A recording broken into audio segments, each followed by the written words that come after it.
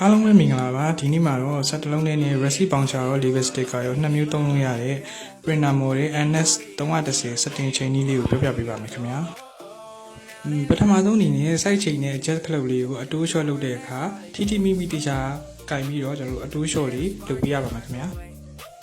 Resi Bouncer ထုတ်မလား Level Sticker ထုတ်မလား setting ချိန်တဲ့အခါကျွန်တော်တို့ paper လေးလေးကို adjust လုပ်တဲ့ဂျားလေးတွေကိုဝေအောင်တော့တခြားထည့်ပေးရပါမယ်ခင်ဗျာ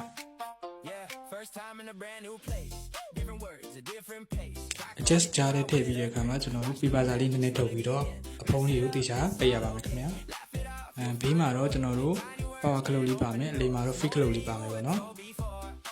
ပထမဦးဆုံးကျွန်တော်တို့ fit ခလုတ်လေးကိုအရင်ဖြီထားမယ်ပြီးလို့ရှိရင် power ခလုတ်လေးကို on လိုက်မယ်ပေါ့နော်မီးရောင်လေးတစ်ရောင်ချင်းစီပြောင်းလာလေးကိုကျွန်တော်တို့ဆောင်ပေးမယ်ပြီးလို့ရှိရင်ကျွန်တော်တို့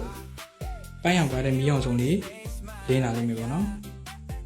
လင်းလာပြီးတဲ့နောက်ကျလို့ရှိရင်ခဏနေလို့ရှိရင်ကျွန်တော်လွှတ်လိုက်လို့ရပါတယ်ခင်ဗျပြီးတော့လို့ရှိရင်ကျွန်တော်တို့ current mode မှာ TSPL လေးပေါ်လာမယ်ပေါ့နော် TSPL ကကျွန်တော်တို့ sticker ထုတ်ဖို့တက်ပေါ့နောက်တစ်ချက်နှိပ်လိုက်လို့ရှိရင်ကျွန်တော်တို့ Resi ဆိုတာလေးပေါ်လာလိမ့်မယ် Resi ဆိုတာကျကျွန်တော်တို့ Resi Bouncer လေးထုတ်ဖို့တက်ပေါ့နော်အဲ့ကြရင် power လေးပိတ်ပြီးတော့ကျွန်တော်တို့ Resi Bouncer အတွက်ဆိုပြီးတုံးလို့ရပါတယ်ခင်ဗျ sticker ဆိုရင်ကျွန်တော်တို့ TSPL လေးရောက်တဲ့အချိန်ကျလို့ရှိရင် power လေးပိတ်ပြီးတော့ကျွန်တော်တို့တုံးလို့ရပါတယ်ခင်ဗျ